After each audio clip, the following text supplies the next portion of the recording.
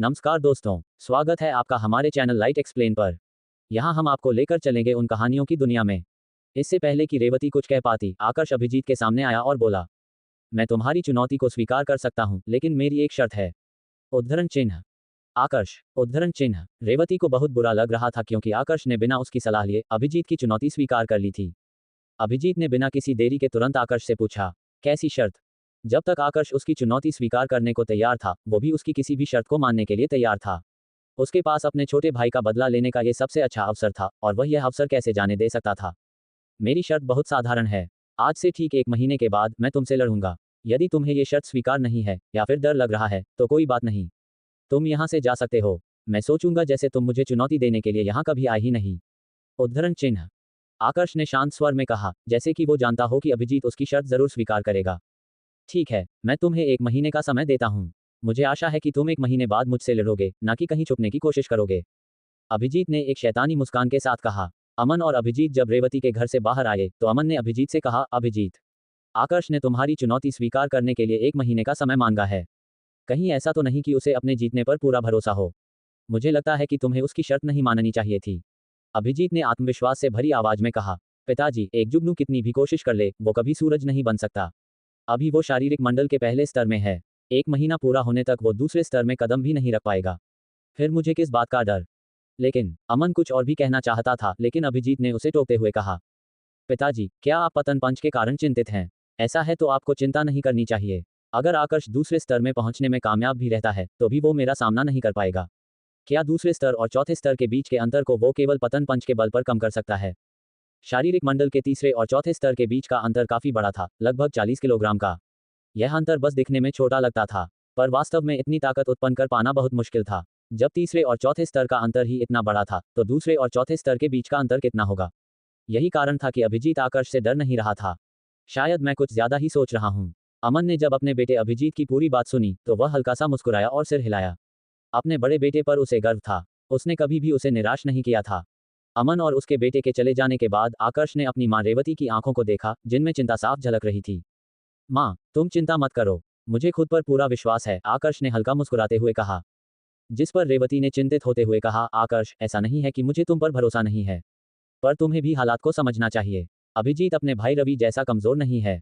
वो मिश्रा परिवार में शारीरिक मंडल के चौथे स्तर के योद्धाओं में सबसे ताकतवर है। तुम्हें उसकी चुनौती स्वीकार नहीं करनी चाहिए थी। मां, मुझे आपके द्वारा कही गई सभी बातों की जानकारी है। क्या आपको मुझ पर भरोसा नहीं है?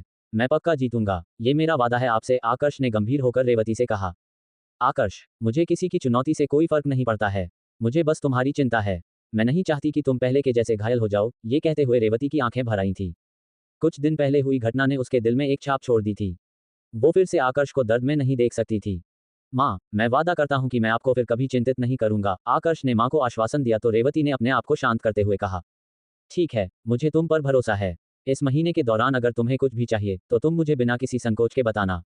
माँ, मुझे वो सारी औषधीय सामग्री फिर से खरीदनी है जो आपने पिछली बार मेरे लिए खरीदी थी। इसके अलावा मुझे कुछ पैसों की आवश्यकता भी है। उद्धरण चिन्ह। अपनी माँ रेवती से पैसे प्राप्त करने के बाद आकर्ष बाजार की ओर चल दिया। इस दुनिया में आने के बाद वो पहली बार अपने घर से बाहर जा रहा था। सांची कस्बे का बाजार 3 हिस्सों में विभाजित था, जिसे मिश्रा परिवार सहित 2 अन्य परिवार नियंत्रित करते थे। आकर्ष सबसे पहले मिश्रा परिवार द्वारा नियंत्रित बाजार में गया। सड़क के दोनों तरफ मिठाई, कपड़ों, हथियारों व दवाओं की विभिन्न दुकानें मौजूद थी। पर यह समय 21वीं सदी से काफी अलग था। एक पल के लिए आकर्ष को ऐसा लगा मानो वो समय में काफी पीछे आ चुका है। यह एक ऐसा दृश्य था जिसे उसने केवल अपने पिछले जीवन में टेलीविजन पर देखा था। काफी देर मिश्रा परिवार के बाजार में घूमने के बाद आकर्ष दूसरे बाजार की ओर चल पड़ा। इस बाजार को गुप्ता परिवार द्वारा नियंत्रित किया जाता था। गुप्ता परिवार सांची कस्बे के 3 सबसे ताकतवर परिवार में से एक था। ये 3 परिवार थे, मिश्रा परिवार, गुप्ता परिवार और आहूजा परिवार। सांची के ये तीनों परिवार सांची पर अपना अधिकार स्थापित करने के लिए काफी समय से छुपकर लड़ रहे थे। वैसे तीनों परिवारों के पास शक्ति की कोई कमी नहीं थी, लेकिन कोई भी पहले हमला करके सांची के इस शांतिपूर्ण वातावरण को खत्म करने का दोषी नहीं बनना चाहता था। जैसे ही आकर्ष ने गुप्ता परिवार की हथियारों की दुकान में प्रवेश किया, एक व्यक्ति तुरंत उसका स्वागत करने आया। प्रिय ग्राहक, क्या मैं पूछ सकता हूं कि आपको किस हथियार की आवश्यकता है? उस व्यक्ति ने हल्के से मुस्कुराते हुए पूछा। आकर्ष ने अपना सिर हिलाया और कहा, मैं कोई हथियार नहीं खरीदना चाहता, मैं बस कुछ सामग्री खरीदना चाहता हूं। आकर्ष की बात सुनकर वो व्यक्ति हैरान था। एक हथियार शिल्पकार कोई लोहार नहीं होता जो हथियारों की दुकान में काम करता हो। जैसे देवताओं के हथियार शिल्पकार विश्वकर्मा हैं, पर वो कोई लोहार नहीं है। सोमाली महाद्वीप में हथियार शिल्पकार उतने ही दुर्लभ थे जितने कि वैद्य। एक हथियार शिल्पकार को अपने परिवार का हिस्सा बनाने के लिए बड़े बड़े योद्धा तैयार रहते थे।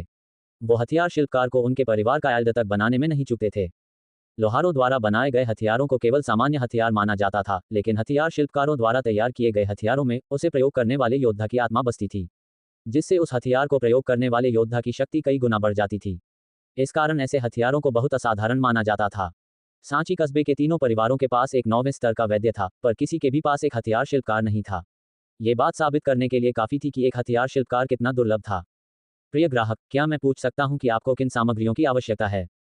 उस व्यक्ति के बोलने का रवैया तुरंत बदल गया था। आकर्ष समझ गया कि उस व्यक्ति ने जरूर उसे एक हथियार शिल्पकार समझ लिया है। पर आकर्ष ने कोई सफाई पेश नहीं की कि वो जो सामग्री खरीद रहा था वह हथियार बनाने के लिए नहीं थी। लक्ष्य एक राज स्तर का हथियार शिल्पकार था। अब क्योंकि लक्ष्य की सारी यादें आकर्ष के पास थी, इसलिए हथियार बनाना उसके लिए बाकी सबसे ज्यादा आसान था। पर इसके लिए पहले उसे चक्रमध्य मंडल में प्रवेश कर आंतरिक ऊर्जा का निर्माण करना होगा। बिना आंतरिक ऊर्जा के वो आग का निर्माण नहीं कर सकता था, जो हथियार बनाने के लिए सबसे जरूरी थी। वैद्य के लिए भी दवाइयों का निर्माण करने से पहले चक्रमध्य मंडल में प्रवेश कर आंतरिक ऊर्जा का निर्माण करना आवश्यक था।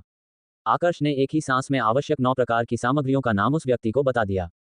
ये सब सामग्री मंत्र अभिलेख के लिए थी। यह मंत्र तकनीक सोमाली महाद्वीप में बहुत दुर्लभ थी। इन मंत्रों को किसी भी हथियार या वस्तु पर विशेष विधि द्वारा लिखा जाता था, जिससे उस हथियार की ताकत कई गुना बढ़ जाती थी। ये मंत्र बहुत अजीब तरह से काम करते थे। इनका ज्यादातर उपयोग धमाके के लिए होता था, पर इनमें कुछ कमियां भी थी। जैसे एक मंत्र अभिलेख का उपयोग केवल एक ही बार किया जा सकता था। एक बार उपयोग करने के बाद अभिलेख नष्ट हो जाता था। दोबारा उपयोग करने के लिए मंत्र अभिलेख का फिर से निर्माण करना पड़ता था। आकर्ष को लक्ष्य की यादों से पता चला था कि मंत्र अभिलेखों का सबसे अधिक इस्तेमाल उसके दूसरे जीवनकाल के समय हुआ था। इसी कारण अपने दूसरे जीवन में लक्ष्य ने हथियार निर्माण के साथ मंत्रों का भी ज्ञान प्राप्त किया था।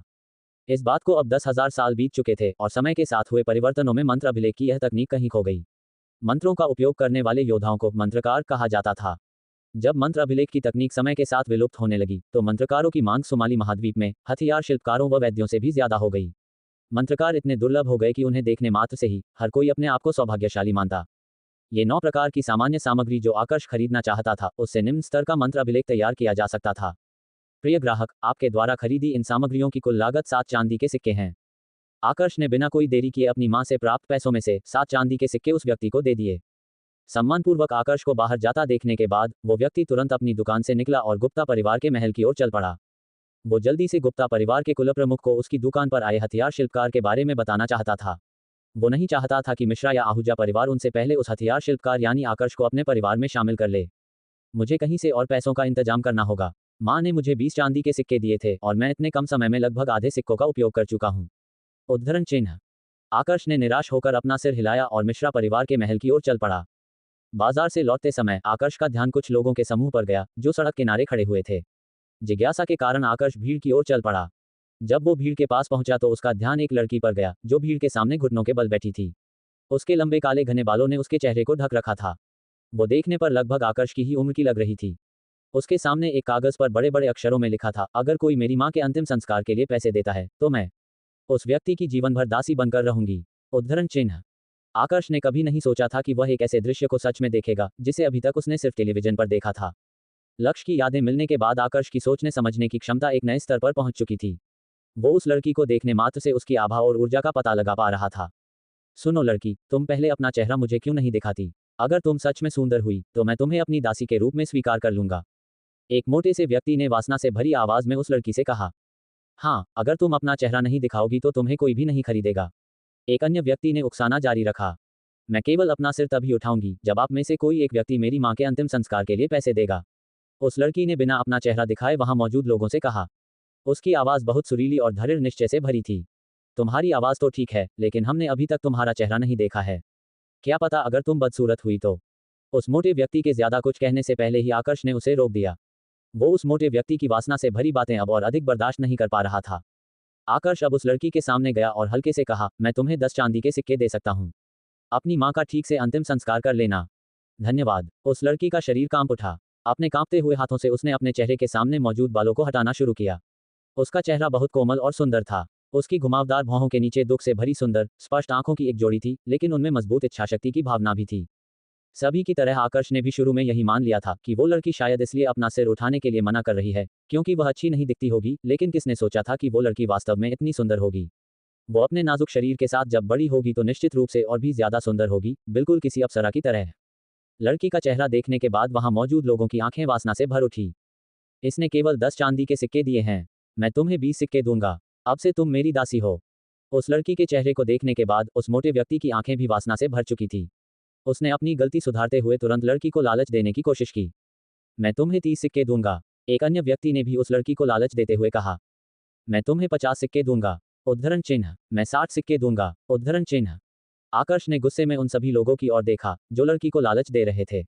वो सभी कीमत ऐसे बढ़ा रहे थे मानो वहां कोई नीलामी चल रही हो। उसने मन ही मन सोचा, दुनिया भले ही बदल जाए, इंसान की फितरत सब जगह एक जैसी है। आकर्ष ने मन ही मन सोचा, दुनिया भले ही बदल जाए, इंसान की फितरत सब जगह एक जैसी है। आकर्ष ने यह भी सोच लिया था कि अगर उस लड़की ने सबसे अधिक बोली लगाने वाले को चुना तो वह तुरंत वहां से चला जाएगा। इस प्रकार के लोग वैसे भी मदद के लायक नहीं होते हैं। जैसे ही भीड़ में प्रतिस्पर्धा हुई, कीमत तेजी से बढ़ने लगी और आसपास के लोग जो इस दृश्य को देखने आए थे, हैरान होने से खुद को रोक नहीं सके। पहले जब उस लड़की ने अपना चेहरा दिखाने से मना किया था, तब किसी ने भी उसकी मदद नहीं की। केवल एक दयालु युवक उसकी मां के अंतिम संस्कार के लिए उसे 10 चांदी के सिक्के देने को तैयार था। पर जैसे ही लड़की ने अपना सुंदर चेहरा दिखाया, तो जो पुरुष मूल रूप से कोई पैसा देने को तैयार नहीं थे, वे अब उसके लिए पागलों की तरह लड़ रहे थे। उन लोगों में और जानवरों में कोई अंतर नहीं था। मैं 100 चांदी के सिक्के दूंगा। उस मोटे पेट वाले व्यक्ति ने जल्दी से धीमे स्वर में कहा और बाद में चिल्लाया, अगर कोई मुझसे अधिक कीमत पेश करता है तो वो इस लड़की को अपने साथ ले जा सकता है। नहीं तो आज ये लड़की मेरे साथ जाएगी। 100 चांदी के सिक्के। जो लोग अभी बोली लगा रहे थे उन्होंने अपना मुंह बंद कर लिया। 100 चांदी के सिक्के कोई छोटी कीमत नहीं थी। उनकी राय में वो लड़की इतने पैसों के लायक नहीं थी। आप सभी को धन्यवाद, धन्यवाद। जब उस मोटे व्यक्ति ने देखा कि अब कोई भी बोली नहीं लगा रहा है, तो वह मुस्कुराया और आसपास के लोगों का धन्यवाद करने लगा। फिर उसने घुटनों के बल बैठी उस लड़की की ओर ललचाए आंखों से देखते हुए कहा, अब से तुम मेरी दासी हो। अचानक एक कर्कश आवाज सुनाई दी, मैं 200 चांदी के सिक्के दूंगा। भीड़ ने जब आवाज की ओर देखा तो पाया कि एक रेशमी वस्त्र पहने युवक जो दिखने में थोड़ा बीमार लग रहा है, हल्के कदमों से चलता हुआ उस लड़की की ओर आ रहा था। प्रणव आहूजा। आकर्ष ने उस अयाश युवक को तुरंत पहचान लिया। वह युवक सांची के 3 ताकतवर परिवारों में से एक आहूजा परिवार के कुल प्रमुख का पुत्र था। वह केवल 15 वर्ष का था, लेकिन उसने कई सम्मानित वंश की लड़कियों का जीवन बर्बाद कर दिया था। वह पूरे सांची कस्बे में अपने इन अनैतिक कार्यों के लिए बदनाम था।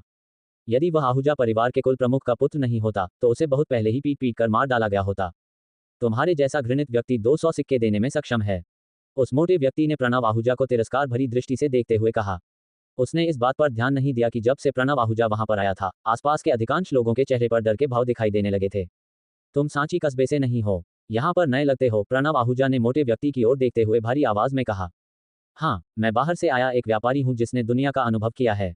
ऐसा मत सोचो कि मैंने ध्यान नहीं दिया कि तुमने रेशमी वस्त्र पहने हैं।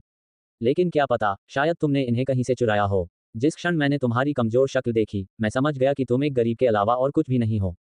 तुम ऐसे व्यक्ति हो जो शाही पोशाक पहनने के बाद भी राजकुमार की तरह नहीं दिखते।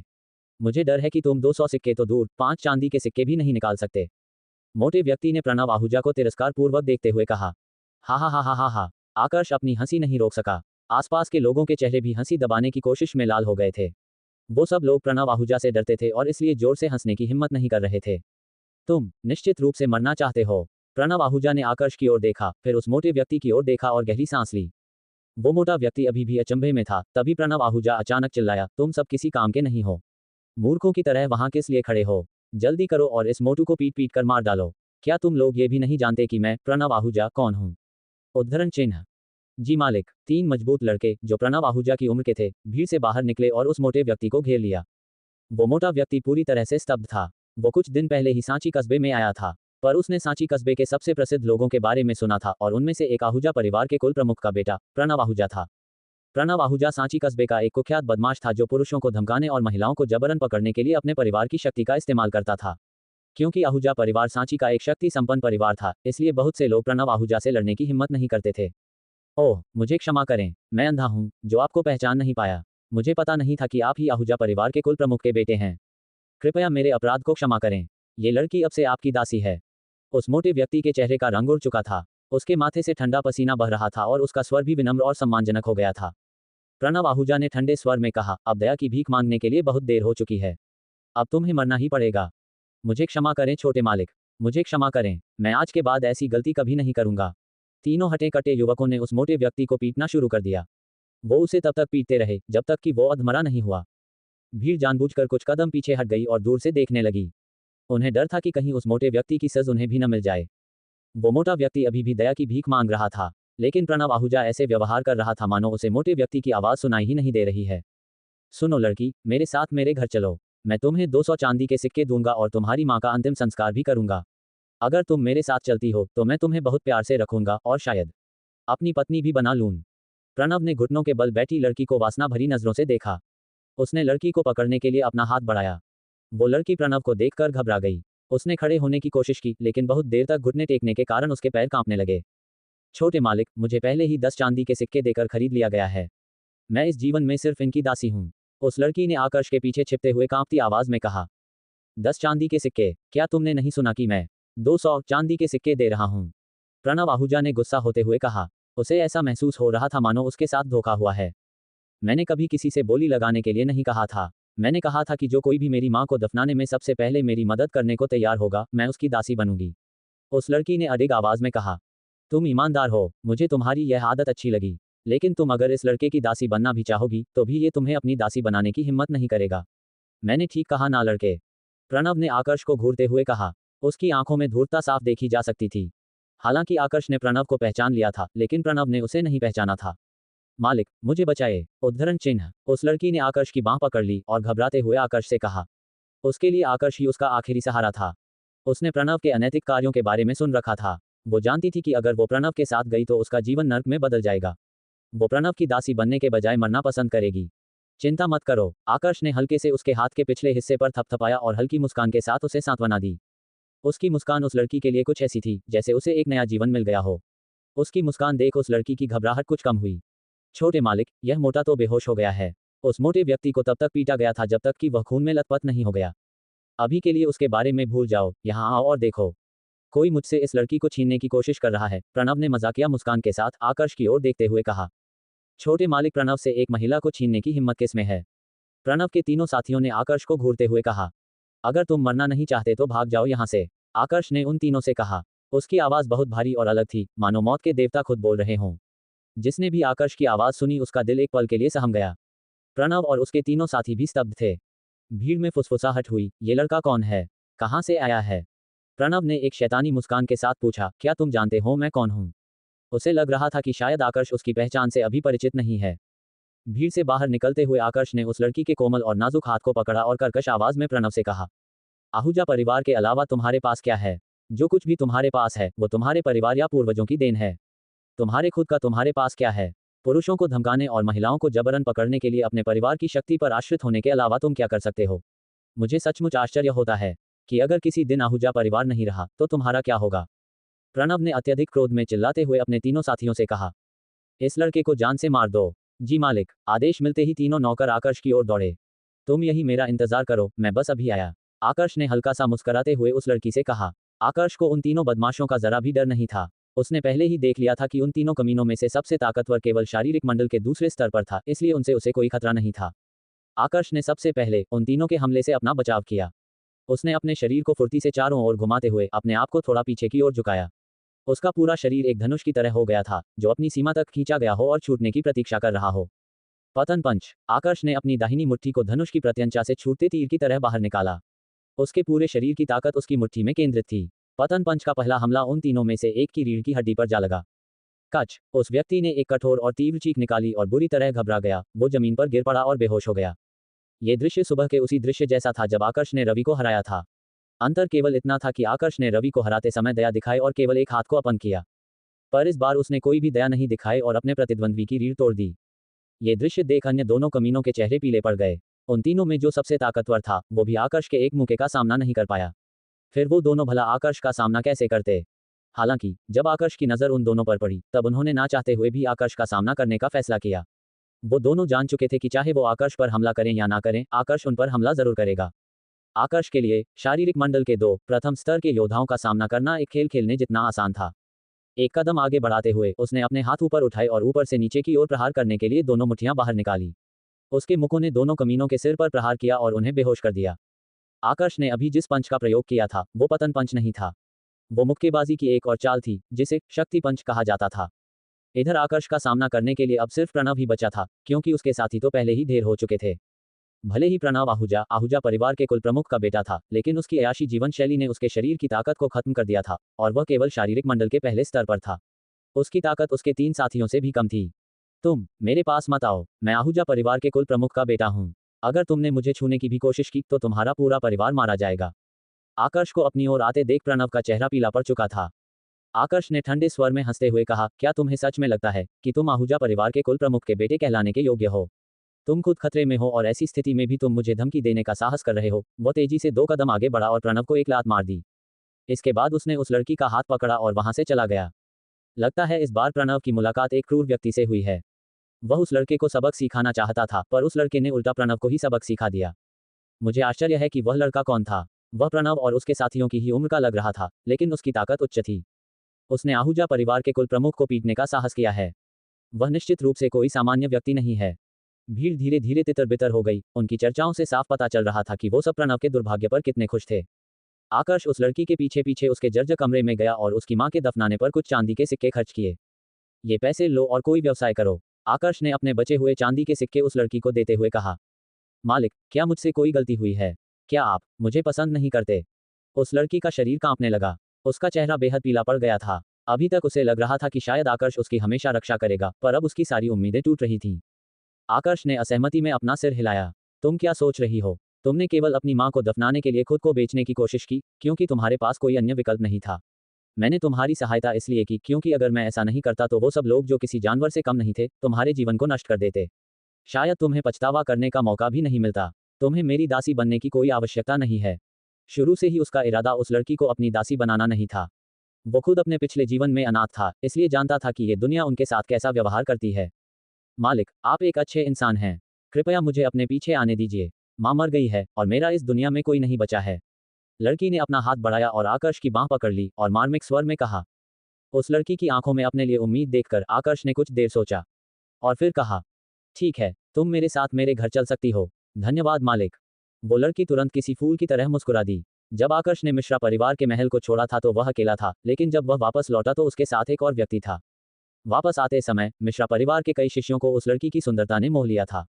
उन सब ने उस लड़की की पहचान और आकर्ष से उसके संबंध का अनुमान लगाना शुरू कर दिया।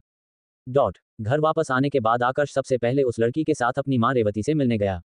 रेवती को थोड़ा झटका लगा जब उसने देखा कि उसका बेटा एक जवान लड़की को घर ले आया है।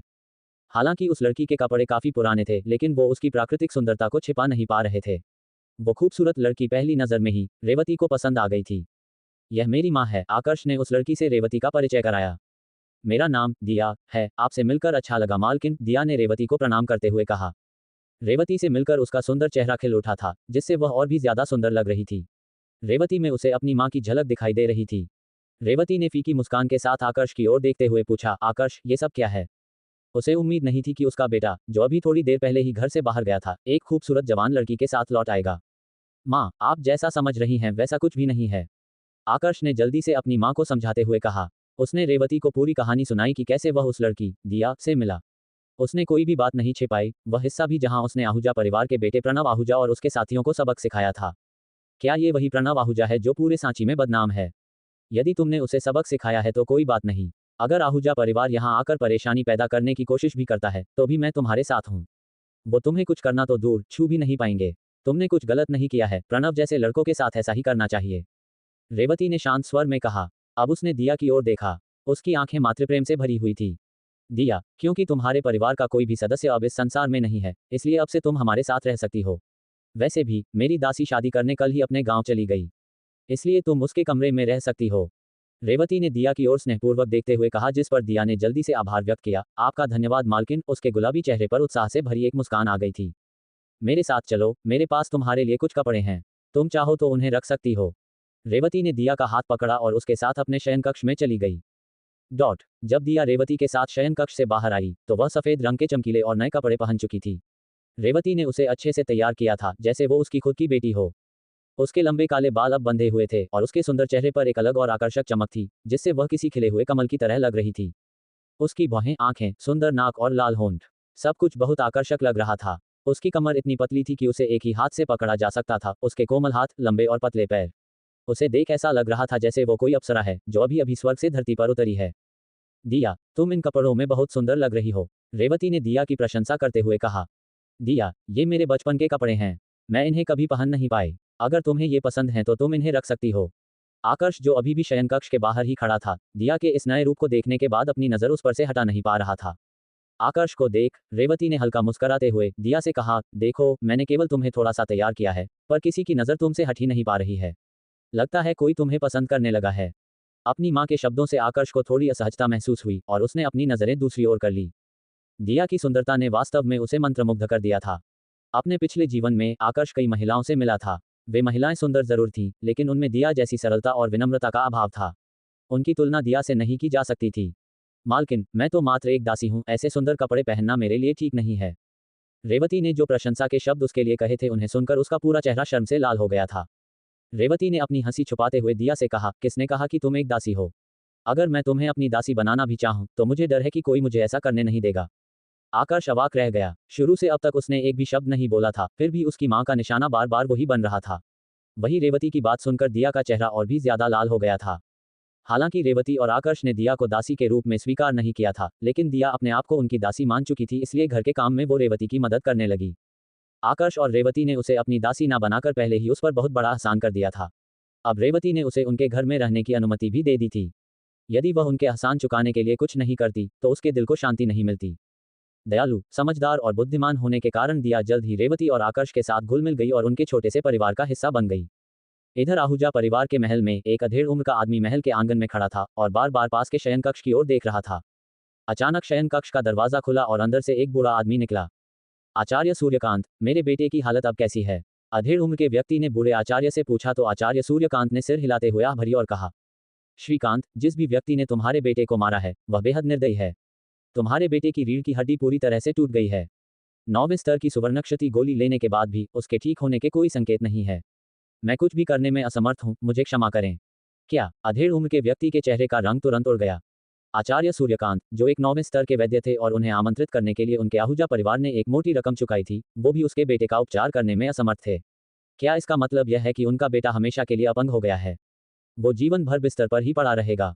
श्रीकांत। ठीक इसी समय एक मध्यम आयु वर्ग का व्यक्ति अंदर आया और उसने श्रीकांत को एक बक्सा दिया। यह 8वें स्तर की सुवर्णक्षति गोली है, जल्दी से इसे तुम्हारे बेटे को दो। क्या पता इससे उसके घाव जल्दी भर जाए। कुल प्रमुख। श्रीकांत ने हैरानी से आहूजा परिवार के कुल प्रमुख की ओर देखा। पहले वो भी कुलप्रमुख से 8वें स्तर की सुवर्णक्षति गोली मांगना चाहता था, पर वो ये भी जानता था कि आहूजा परिवार के पास केवल एक ही 8वें स्तर की सुवर्णक्षति गोली है, इसलिए उसने कुलप्रमुख से गोली नहीं मांगी थी। लेकिन अब कुल प्रमुख खुद उसे सुवर्णक्षति गोली दे रहे हैं, तो वह खुद को उत्साहित होने से रोक नहीं सका। श्रीकांत, अगर मेरा बेटा परेशानी पैदा नहीं करता, तो तुम्हारा बेटा घायल नहीं होता। मैं इस घटना के लिए माफी मांगता हूँ। जहां तक मेरे बेटे की बात है, मैं निश्चित रूप से उसे कड़ी सजा दूंगा। आहूजा परिवार के कुल प्रमुख अभय आहूजा ने शर्म और अफसोस व्यक्त करते हुए श्रीकांत से कहा। कुल प्रमुख अभय की बात सुनकर श्रीकांत का गुस्सा भी शांत हो गया और वह घुटनों के बल बैठ गया। उसके दिल में नाराजगी का जो भी अंश था, वो आंसुओं द्वारा पूरी तरह से तिरोहित हो गया। श्रीकांत, ये तुम क्या कर रहे हो? जल्दी से उठो और अपने बेटे को यह औषधीय गोली दो, अभय आहूजा ने कहा। श्रीकांत खड़ा हो गया और अभय से सुवर्णक्षति गोली लेने के लिए अपने हाथों को आगे बढ़ाया। तभी आचार्य सूर्यकांत ने अचानक से कहा, श्रीकांत, अगर मैं सीधे सीधे कहूं तो 8वें स्तर की सुवर्णक्षण गोली तो क्या, 7वें स्तर की सुवर्णक्षति गोली भी तुम्हारे बेटे का उपचार करने में असमर्थ होगी। अगर तुम्हारे पास अस्थि चक्र गोली हो तो तुम्हारा बेटा ठीक हो सकता है, लेकिन अस्थि चक्र गोलियां बहुत समय पहले ही विलुप्त हो चुकी हैं। आज के समय शायद ही ऐसा कोई वैद्य मौजूद है जो इस गोली को बना सकता हो। श्रीकांत का बढ़ाया हुआ हाथ बीच हवा में ही रुक गया और उसके दिल में जो आशा थी वो बेरहमी से टूट गई। अभय ने श्रीकांत का हौसला बढ़ाते हुए कहा, फिर भी तुम्हारे बेटे को इस सुवर्णक्षण गोली का सेवन करने दो। क्या पता उसकी हालत में कुछ सुधार आ जाए। श्रीकांत ने अपना सिर निराशा में हिलाया। कुल प्रमुख, इसकी कोई आवश्यकता नहीं है। मुझे आचार्य सूर्यकांत की क्षमता पर पूरा भरोसा है। अगर इनका कहना है कि इस गोली का मेरे बेटे पर कोई असर नहीं होगा, तो मैं भी यही चाहूंगा कि मेरे बेटे पर इस बहुमूल्य औषधीय गोली को बर्बाद ना किया जाए। अभी मैं बस उस व्यक्ति का पता लगाना चाहता हूँ जिसने मेरे बेटे की यह हालत की है। जब तक मैं उस व्यक्ति को मार नहीं दूंगा, तब तक मेरे कलेजे को ठंडक नहीं मिलेगी। गहरी सांस लेते हुए श्रीकांत ने अभय से कहा। उसकी आंखें गुस्से और नफरत से भरी हुई थी। जवाब में अभय आहूजा ने कठोर स्वर में कहा, श्रीकांत, तुम चिंता मत करो, पूरा आहूजा परिवार उस व्यक्ति को ढूंढने में कोई कसर नहीं छोड़ेगा।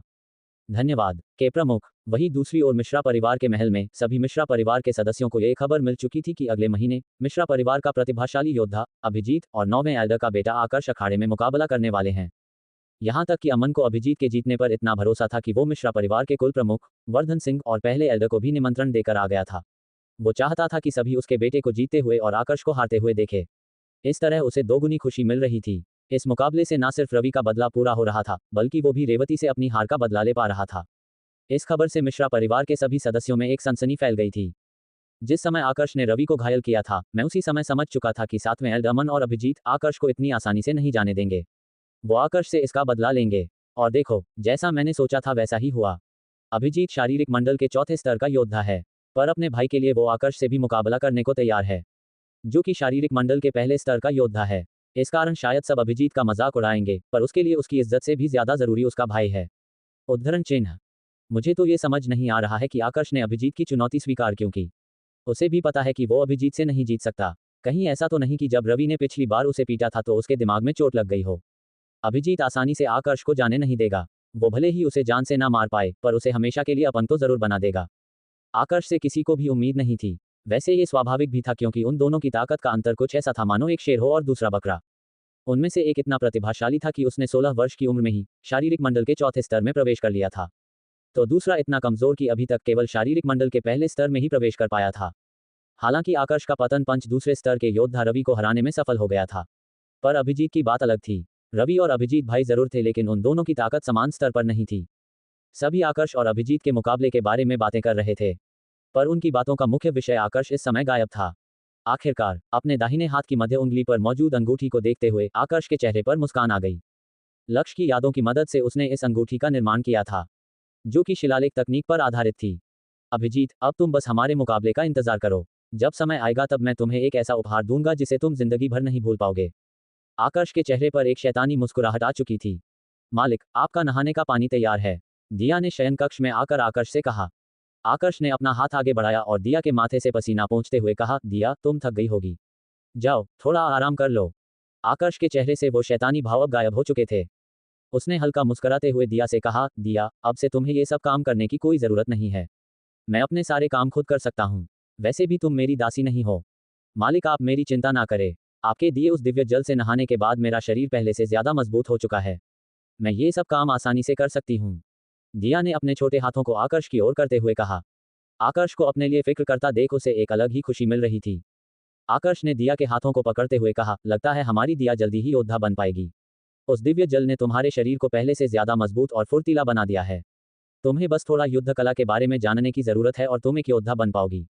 दिया ने समझदारी का प्रदर्शन करते हुए कहा, मालिक, मैं जानती हूँ कि आप मेरी फिक्र करते हो। मिश्रा परिवार एक शक्तिशाली परिवार है और यहाँ के कुछ नियम भी होंगे।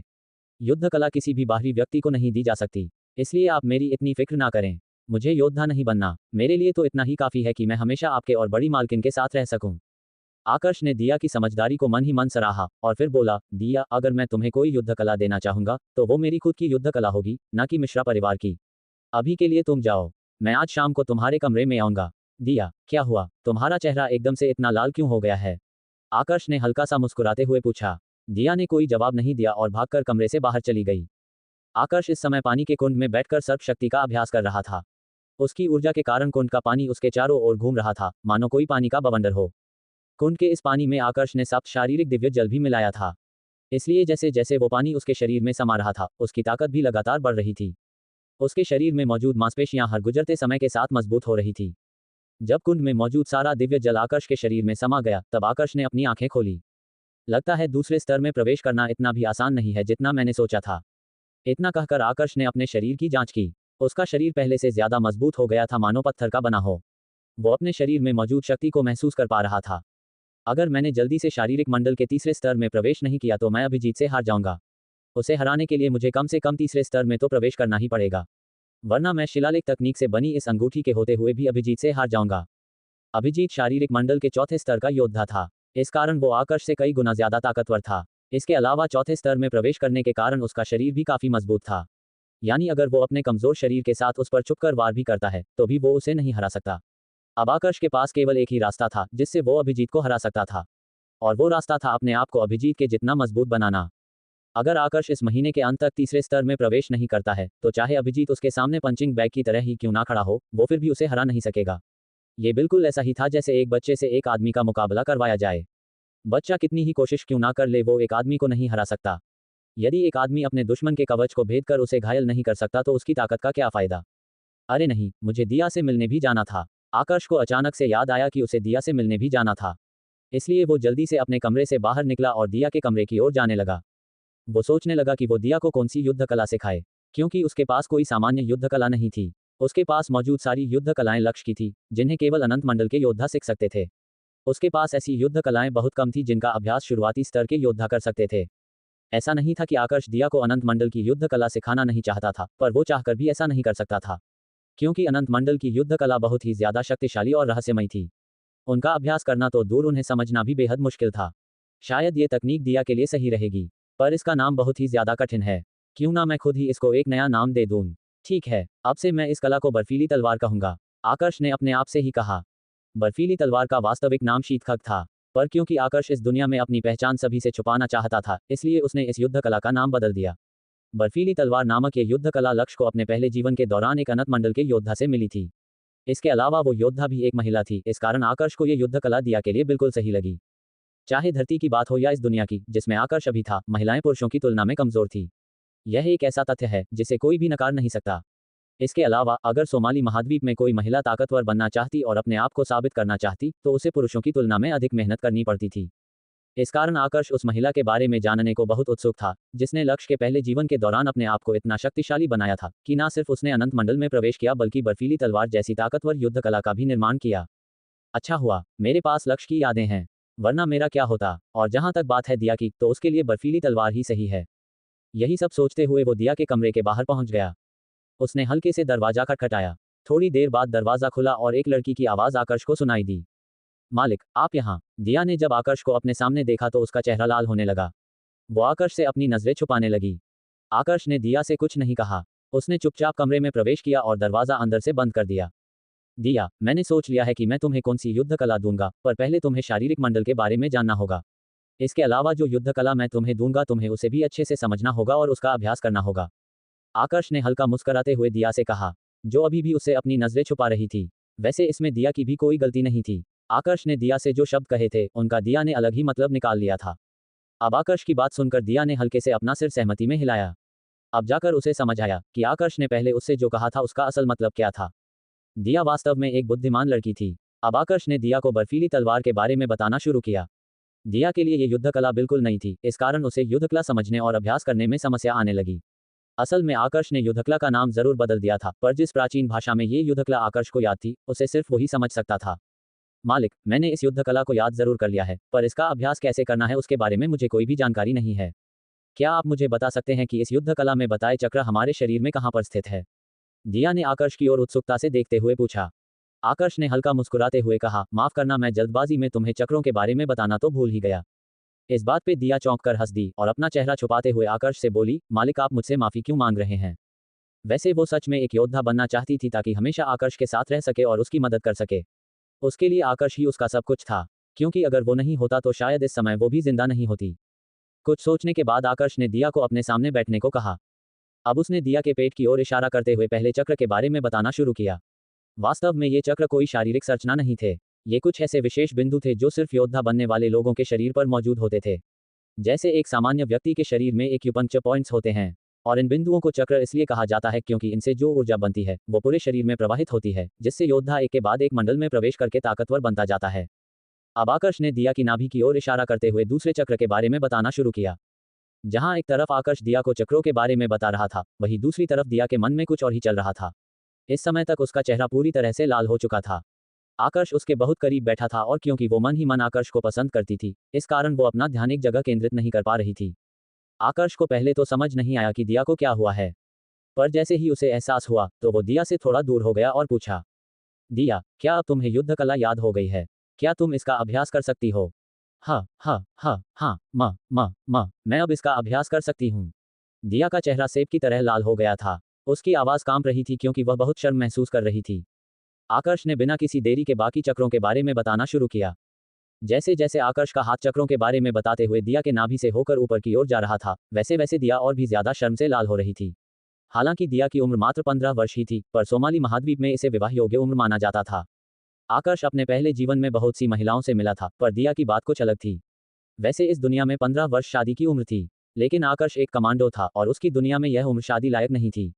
आकर्ष सब कुछ कर सकता था, पर उसके कुछ नियम थे जिन्हें वो किसी भी हालत में नहीं तोड़ सकता था। साथ में वो ये भी जानता था कि दिया उसे सच में पसंद करती है। यह कोई आकर्षण नहीं था। वो उसकी भावनाओं को ठेस नहीं पहुंचाना चाहता था। इस दुनिया में रहते हुए और लक्ष्य की यादों से उसे ये भी समझ आ चुका था कि ये दुनिया जितनी अच्छी दिखती है उतनी है नहीं। अगर किसी दिन उसके किसी दुश्मन ने दिया को हानि पहुंचाई तो वो अपने आप को कभी माफ नहीं कर पाएगा। इसलिए उसने दिया से इस बारे में बात ना करना ही ठीक समझा। आखिरकार धोखे और षड्यंत्र के लिए दिया बेहद मासूम थी। दिया, तुम चाहो तो थोड़ा आराम कर सकती हो, आकर्ष ने दिया से कहा, जो अपने चक्रों को सक्रिय करते हुए पसीने से पूरी तरह भीग गई थी। मालिक, चिंता ना करे, मैं बिल्कुल ठीक हूँ, दिया ने निडरता से कहा। दिया का जवाब सुनकर आकर्ष ने अगले चक्र को सक्रिय करने के बारे में बताना शुरू किया। पर दिया ने जैसे ही चक्र को शुरू करना चाहा तो उसे अचानक से कमजोरी महसूस होने लगी। वो अपने आप को संभाल नहीं पाए और आकर्ष की बाहों में गिर गई। इससे पहले कि आकर्ष कुछ समझ पाता, दिया उसके ठीक सामने थी। वह उसके इतने करीब थी कि वो उसकी सांसों की आवाज को भी साफ सुन पा रहा था। इस समय अगर कोई दूसरा व्यक्ति होता तो वो दिया का फायदा उठाने की सोचता, पर आकर्ष बाकी सबसे अलग था। वो अपने नियमों को नहीं तोड़ सकता था। आकर्ष को शुरू शुरू में तो कुछ महसूस नहीं हुआ, पर कुछ देर बाद अचानक उसके शरीर में तेज दर्द होने लगा। दरअसल दिया ने जिस युद्ध कला का अभ्यास अभी किया था वो उसकी ऊर्जा को नियंत्रित नहीं कर पा रही थी। इसलिए अब वो ऊर्जा उसके शरीर से होते हुए आकर्ष के शरीर में प्रवेश कर रही थी। यह ऊर्जा इतनी शक्तिशाली थी कि आकर्ष के पूरे शरीर में दर्द होने लगा। मालिक, क्या आप ठीक है? दिया ने कांपते हुए स्वर में आकर्ष से पूछा। आकर्ष को बहुत तेज दर्द हो रहा था, पर उसने इस बारे में दिया को कुछ भी नहीं बताया। उसने धीरे से कहा, दिया, तुम बाकी के चक्रों के बारे में माँ से पूछ लेना। अभी मुझे जाना होगा। आकर्ष ने दिया से कुछ भी नहीं कहा, पर अब तक दिया समझ चुकी थी कि आकर्ष की हालत ठीक नहीं है। इससे पहले कि दिया आकर्ष से कुछ कहे, आकर्ष तुरंत अपनी जगह से खड़ा हुआ और जल्दी से कमरे के बाहर चला गया। आकर्ष ये भी समझ चुका था कि अगर वो ज्यादा देर तक दिया के कमरे में रहा तो लोग दिया के बारे में उल्टी सीधी बातें करने लगेंगे, जो कि आकर्ष को स्वीकार नहीं था। दिया इस समय मात्र 15 साल की थी। अगर उसे ऐसे अपमान का सामना करना पड़ा तो वो अपने आप को खत्म कर लेगी। आकर्ष, तुम इस समय दिया के कमरे से बाहर आ रहे हो। दर्द और हड़बड़ाहट में चलता हुआ आकर्ष बाहर खड़ी रेवती से जा टकराया। अपनी माँ को सामने देख आकर्ष थोड़ा घबरा गया। उसे समझ नहीं आ रहा था कि वो अब क्या जवाब दे। माँ, मुझे कुछ काम करने हैं, मैं अपने कमरे में वापस जा रहा हूँ, आकर्ष ने जल्दी से अपने कमरे में जाते हुए रेवती से कहा। रेवती ने जब आकर्ष को घबराया देखा तो वो समझ गई कि क्या हुआ होगा। वो खुद एक अनुभवी महिला थी, पर साथ में उसे आकर्ष का वो चेहरा याद कर हंसी भी आ रही थी।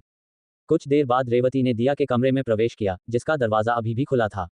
दिया, तुम? रेवती ने कमरे में आते ही दिया की ओर देखा, जो अपने बिस्तर पर बैठी थी। दिया की हालत देख एक पल के लिए रेवती को थोड़ा शक हुआ, क्योंकि दिया की ऊर्जा पहले की तुलना में बढ़ चुकी थी। दिया ने जल्दी से रेवती की गलतफहमी दूर करते हुए कहा, मालकिन, जैसा आप सोच रही है वैसा कुछ भी नहीं है। मालिक मुझे बस चक्रों के बारे में बता रहे थे, पर मेरी ऊर्जा के एकदम से बढ़ने के कारण मालिक को बाहर जाना पड़ा। चक्रों के बारे में? दिया की बात सुनकर रेवती का मुस्कुराता चेहरा एकदम से गंभीर हो गया।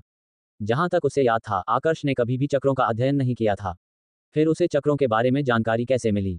क्या इसके बारे में भी उस बूढ़े व्यक्ति ने ही आकर्ष को बताया हो? बहुत जल्द 1 महीने का वो समय बीत गया जो अभिजीत ने आकर्ष को दिया था। आखिरकार वो दिन आ गया जब आकर्ष और अभिजीत अखाड़े में एक दूसरे का सामना करने वाले थे। सभी के मन में इस समय केवल एक ही सवाल था कि आज के मुकाबले में क्या होने वाला है। पर सब लोगों के विचारों से दूर आकर्ष इस समय दिव्य जल मिलाए पानी से नहा रहा था। पिछले 1 महीने में उसने उस पूरे दिव्य जल का इस्तेमाल कर लिया था जो उसके पास था। नहाने के बाद आकर्ष शीशे के सामने खड़ा हो गया और अपने शरीर को देखने लगा।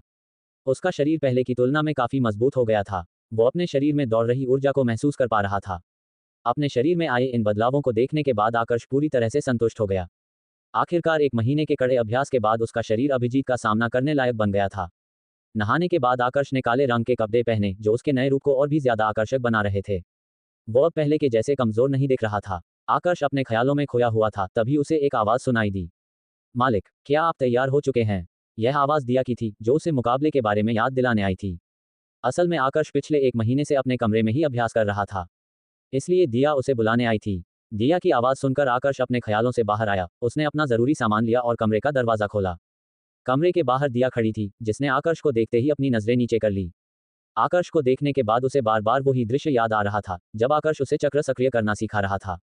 आकर्ष ने जैसे ही दिया की ओर देखा तो वह उसे देखता ही रह गया। दिया ने इस समय हरे रंग के कपड़े पहन रखे थे जो उसको और भी ज्यादा आकर्षक बना रहे थे। थोड़ी देर दिया को निहारने के बाद आकर्ष ने अपने आप को संभाला और दिया से पूछा, दिया, तुम यहाँ कैसे? क्या तुम्हें मेरी कोई मदद चाहिए? दिया ने जब देखा कि आकर्ष उसे एकटक देख रहा है तो उसका चेहरा शर्म से और भी ज्यादा लाल हो गया। पिछले 1 महीने के दौरान दिव्य जल के कारण दिया का शरीर काफी विकसित हो गया था। दिया ने अपनी नजरें छुपाते हुए आकर्ष से कहा, मालिक, मालकिन पहले ही अखाड़े की तरफ जा चुकी है। उन्होंने मुझसे कहा था कि मैं जल्दी आकर आपको मुकाबले के बारे में याद दिला दूं। पर मुझे क्या पता था कि आप पहले से ही मुकाबले के लिए तैयार हैं। दिया की बात सुनकर आकर्ष मुस्कुराने लगा। दिया आकर्ष और उसकी मां के साथ पिछले 1 महीने से रह रही थी। इतना समय एक साथ रहने के बाद भी दिया खुलकर आकर्ष से बात नहीं कर पाती थी। बात करना तो दूर, वह तो उससे नजर भी नहीं मिला पा रही थी। आकर्ष यही सब सोच रहा था तभी उसका ध्यान दिया के बदलते ऊर्जा स्तर पर गया। उसने आश्चर्य से भरी आवाज में पूछा, दिया, क्या तुम शारीरिक मंडल के दूसरे स्तर में प्रवेश कर चुकी हो?